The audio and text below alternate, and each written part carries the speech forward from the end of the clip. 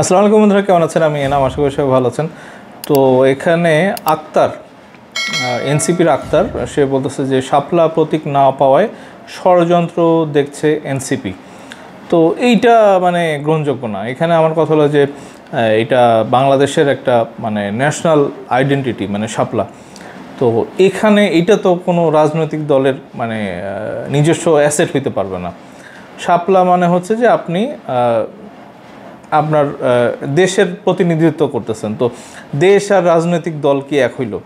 মানে এটা খুব সিম্পল মানে প্রশ্ন আর কি। আমার কথা যে নাসিরউদ্দিন পাটোয়ারিও বলছে আর কি যে থালি বাসন এটা সেটা এগুলি তাদেরকে দেওয়া হচ্ছে আর কি। তো তাদের তো আসলে অপশন আছে, মানে তারা যে কোনো একটা ভালো জিনিস তারা চুজ করে নিক। আমার মনে হয় যে শাপলাটা ছেড়ে দিক, ওই লাল সাদা এটা ওইটা, এবং ওই পদ্ম মানে ভারতের ওই বিজেপির মানে মার্কাও কিন্তু ওই শাপলার মতো আর কি, পদ্ম টদ্ম আর কি। তো যাই হোক, আমার মতে আমি চাই না যে শাপলাটা মানে ন্যাশনাল, এটা শুধু এনসিপিকে না, বাংলাদেশের কোনো রাজনৈতিক দল যেন এই শাপলাটা তাদের নিজস্ব প্রপার্টি বা অ্যাসেট বলে চালাইতে না পারে।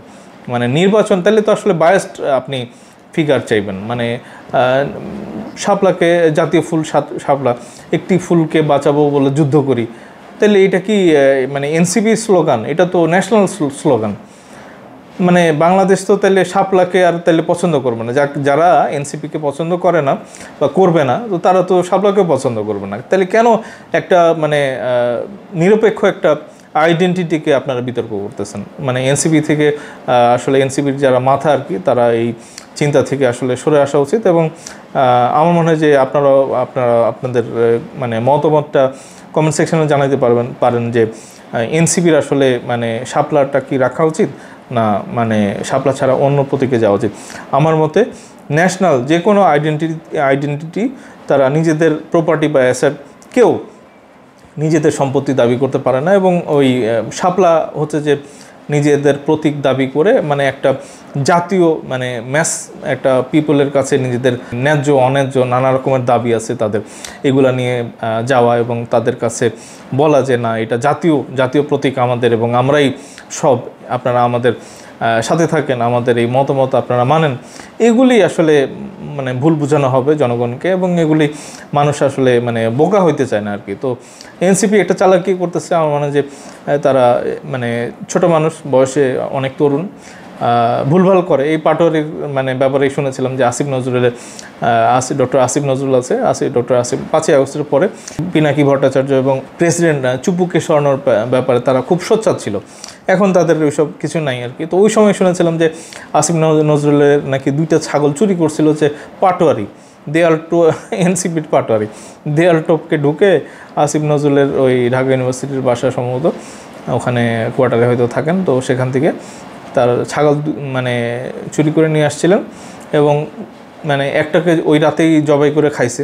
মানে রাতে ছাগল জবাই দেয় কারা তা আমরা তো বুঝি আর কি। তো ছাগল জবাই দিয়ে নিজেরা উচ্ছ্বাস মানে আনন্দ করছে।